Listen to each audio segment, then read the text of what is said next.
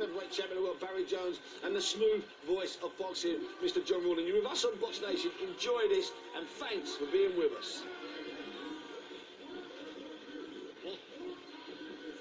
What a night this is turning out to be. Daniel Jacobs smiling and seemingly... Are we going to see another? Daniel Jacobs, 30 years old, and now looking to become the world's #1 middleweight. The Miracle Man, the big puncher from Brooklyn.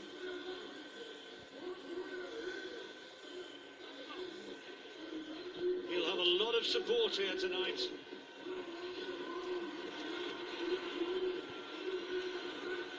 Golovkin has said that Daniel Jacobs is a bigger puncher than he is. Is that punch going to prove decisive?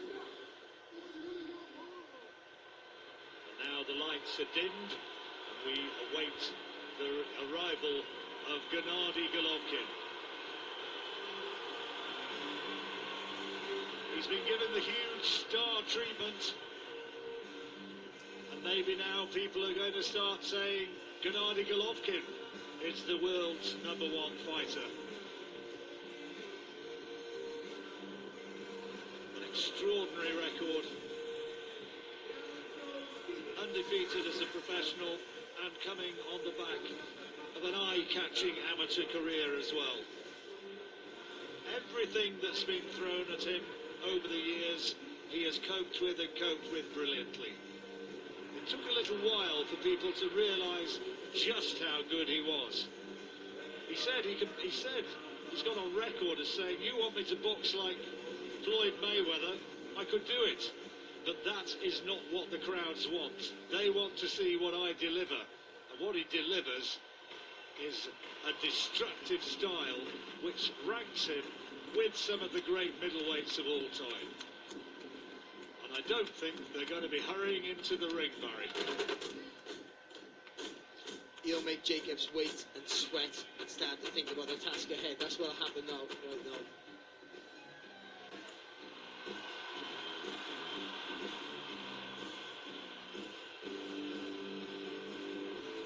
Familiar refrain represents the ring entrance now of the champion. Now based in America, but a proud Kazakh. Some interesting quotes from him though. Not only has he said that Jacobs is the superior puncher, he's also said, "I'm not God, I'm just a boxer." He said that he's fallible, and I think he's very, very well aware that this potentially could be a night where it is his toughest fight of his career. Well, I've been saying that the last couple of weeks, but we've seen tonight, nobody's unbeatable. You know, you just see Roman Gonzalez, you know, my favourite fighter, pound for pound #1 now, and he just got beat, so it can happen. And this is a real fight. This is a real fight. But Golovkin has taken tests throughout his career. He hasn't been scared to take a test. He's dominated his division. There's none of this weight jumping that happens so often now in modern day boxing. He's staying as the middleweight. That's what he is. And he wants to dominate that weight class, and he's done it. He's the #1. There's one belt he hasn't got, and that's Billy Joe Saunders' WBO belt. And if he wins tonight, I'm sure that's the one he'll be going for next. Billy Joe Saunders, I'm sure, will be watching this.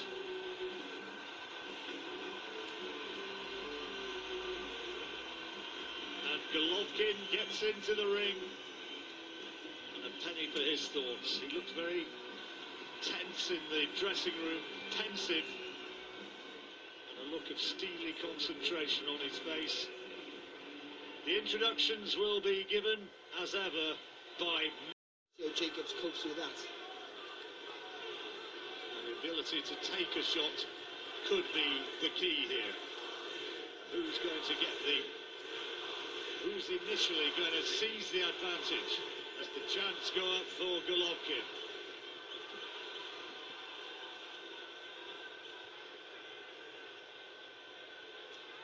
Height advantage doesn't always tell a story, does it? In many people's eyes, perhaps the greatest middleweight of all time Marvin Hagler only stood around about 5'8.5", 5'9". Yeah, well, much bigger than me, John. And for me, the best middleweight I've seen. Tentative, quiet opening as the two men just look for the early openings. As Jacobs tries to go to work to the body. So some nice hand speed there, Jacobs. Maybe one body shot got through, but most of it got blocked on the arms there by Gennady Golovkin. Showing respect there for Daniel Jacobs. Well, he was last year against Kell Brook. He was comfortable, wasn't he? He was relaxed because I think he, in his heart, thought that it was not going to be a hard night for him. Well, this is different. Yeah, well, he's physically too big for Kell ultimately, but not for Daniel Jacobs, as you can see. His jab there from Golovkin. Jacobs trying to get it through, not for the first time, with that chopping right hand. Keep his hands up nice and high there as well, Daniel Jacobs. Matthew Macklin said that the body shot that he caught him with was the hardest he's ever been hit. Oh, it was a tremendous shot. Macklin at ringside tonight somewhere.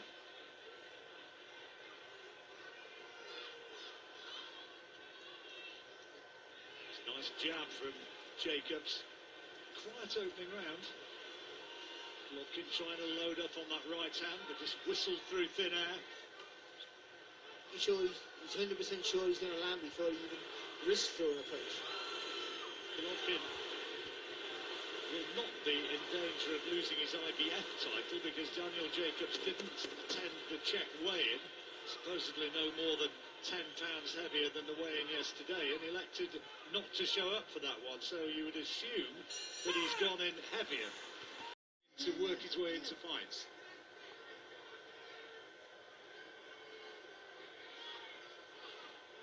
Kell Brook did have his moments. Oh, didn't he just? Ahead on judges' cards when the end came. Good double jab there from Jacobs. Body and head. And that's the important thing for Jacobs. When he gets close, hold on, go chest to chest, go really tight. Don't give Golovkin, because Golovkin can get tremendous power in short spaces, in small spaces. Lifts those elbows up and chomps down. Jacobs using that 73-inch reach, told off the hits around the back in the kidney area.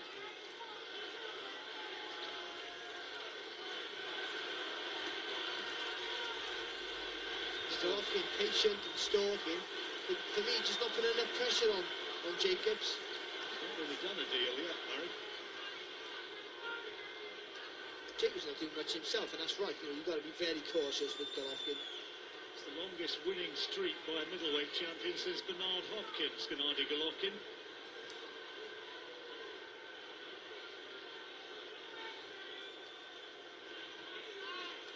But those things water down through generations, because back in the 70s and 80s, you'd have to fight #1 contenders every time you defend your title. So it's easier now in the last 20, 30 years to be undefeated than it was back then, of course. But you would say still as hard as ever to be attaining the level of world #1, which everybody's estimation Golovkin is. Oh, it's Golovkin's tremendous, and on his day when he's on form, he's a fight for anyone. Well, he's not into the fight yet. Another quiet round to add to the first one, which Jacobs edged. Golovkin. It's good from Jacobs.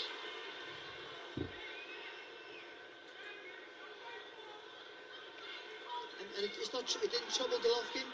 It just made him have to take a step back and re-engage. So it gives Jacobs a little bit. So it gives Jacobs a little bit of breathing space again. So it gives Jacobs a little bit of breathing space again. And look at that. So it gives Jacobs a little bit of breathing space again. And look at that. Chest to chest there from Jacobs. It's the right tactic when Golovkin gets in close. So it gives Jacobs a little bit of breathing space again. And look at that. Chest to chest there from from Jacobs. It's the right tactic when Golovkin gets in close. Boxing a smart fight at the minute. Boxing a smart fight at the minute. Daniel Jacobs. Boxing a smart fight at the minute. Daniel Jacobs. He's got a game. Boxing a smart fight at the minute. Daniel Jacobs. He's got a game plan. At the first knockdown of the fight. I don't think he was hurt. I don't think it was heavy though. But now Golovkin got a bit between his teeth. He's going looking for him now, Barry. He caught him on the ropes and square-footed as well, so he took the punch. He had nowhere to go but the floor. I don't think it was one of those punches that really scrambled the senses. But Golovkin now is on the front foot and is looking for him. And looking to capitalise, looking to build on that first knockdown. Jacobs trying to encourage him to come on, maybe to commit himself, maybe to make a mistake, which will present an opening for him. But it's all Golovkin at this stage, in the fourth. Look at the luxury of patience you can have when you can punch like Golovkin. He did nothing for 3 rounds, nothing. And now, suddenly, a completely different fight. GGG, the chants go up. This is important for Jacobs to stick to his plan. And not to try and prove anything. He's lost this round now, forget about it. Just stay safe, go back to the plan and move in, frustrating Golovkin, if he can. That's a champion's know-how. You can't change what's happened in any sport. You can only change what's coming up. Right. He was boxing a smart fight. I know Golovkin was going to have to up the gears at some point. Well, unless Jacobs somehow finds big shots of his own now, this is going to be a Golovkin round 10-8. So those first 3 rounds, which Jacobs probably just about edged, have been effectively erased with one right hand. Again, with that double jab, when he double jabs there, Golovkin, just means he can slide after the first jab, he can slide that left foot in closer. So punch through the target with that right hand. See Golovkin there, he wants Jacobs to fire with him. He wants to exchange at the same time. Jacobs has recovered well, seemingly. Good right hand there from Golovkin again, though. Abel Sanchez said sooner or later he'll walk onto something, and that's precisely what happened. A little flurry of blows from Jacobs. How will Jacobs be able to respond? Can he get back? Oh, another big right hand from Golovkin. This time Jacobs takes it, but he's under pressure once more and wanting to hold on and buy a few seconds. To be fair to Golovkin, he was right out the distance there. I think Jacobs was in a safe distance. He stood in the range beautifully there, Gennady Golovkin. That knockdown was all the confidence he needed, Golovkin, now to start to feel that he can let his hands go. The thing about Golovkin in every fight he seemingly has is that he wastes so little. Yes. And he makes space in short, when he's really close, he lifts those elbows up and he chops down on the top. So he gets all that weight in the shot in a real small space. And Jacobs caught once more, complaining about Golovkin going in with his head. Touch of gloves, but Golovkin showing that he is a power puncher and also showing the winning tactics at the moment. I'm not sure about this turning the southpaw here from Daniel Jacobs. He's open to the right hand. Golovkin only too happy to oblige. Celebrates his 35th birthday next month, Golovkin, but seemingly still at the peak of his powers.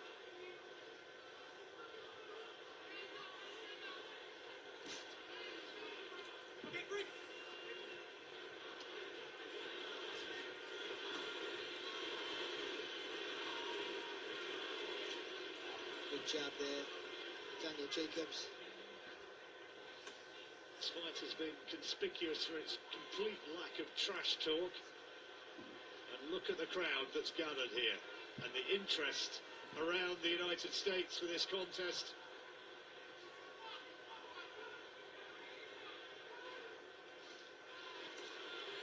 Good there from Jacobs again, and that little fidgety movements he's doing is just stopping Golovkin from just unloading on him.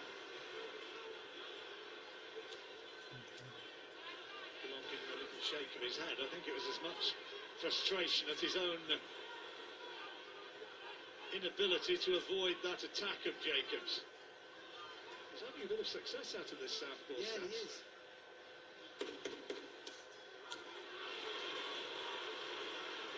Trying to unload with the big left hand, clipped as he did so. He's landing with some nice little shots here, I think, Jacob.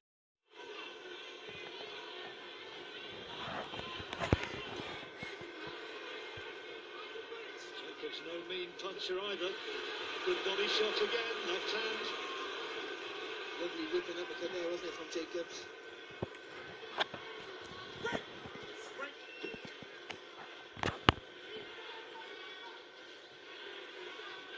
Golovkin finding it a difficult night.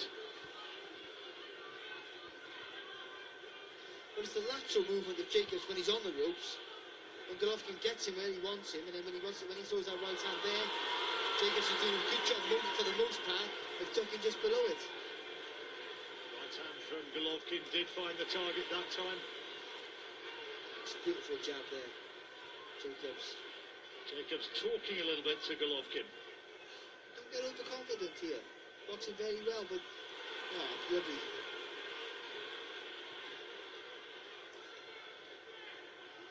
Used his reach to good effect as Jacobs, now clipped by a right hand.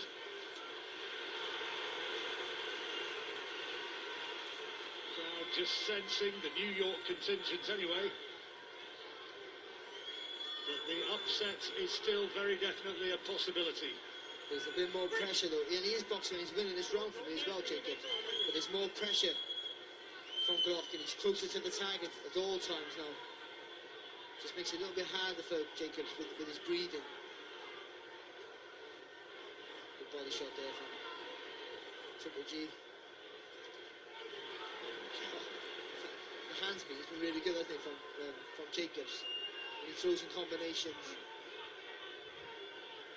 And see Jacobs constantly changing direction.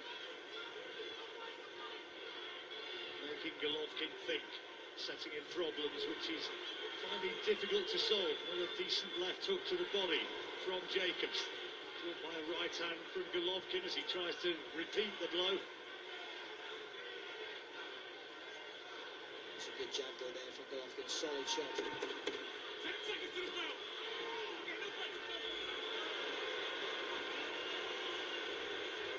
Last few seconds of another intriguing round. Oh, and a few punches landed after the bell. Fight even in this late stage, but he hasn't none of urgency in Golovkin's work in the early rounds. Is that down to him or down to the movement of Daniel Jacobs, whose upper body movement has been really good on the ropes? Golovkin trying to turn it into a dogfight in this last 3 minutes. Jacobs holding on, eating up a few seconds. Well, Jacobs got to stick to his plan. Tight, safe movement without running. Plenty of lateral movement.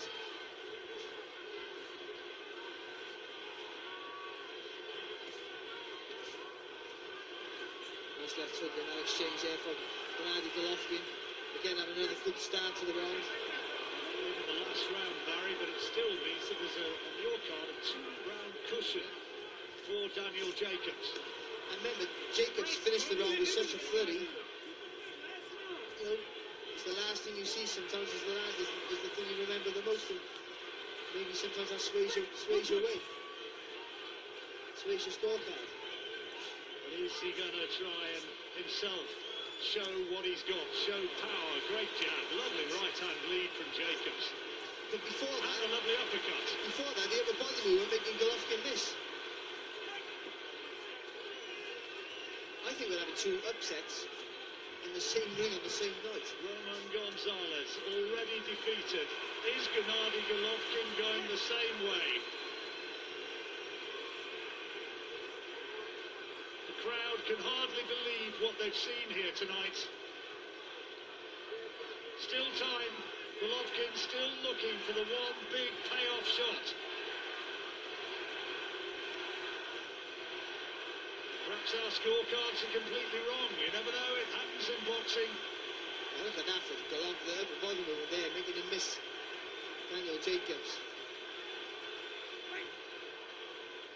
People talked about upsets of the level of Buster Douglas and Mike Tyson with the victory which saw Roman Gonzalez beaten, but there's a similar huge upset very much on the cards here as we move towards the last 10 seconds. Is Gennady Golovkin heading towards defeat? Swings a big right hand in desperation. Daniel Jacobs holds on.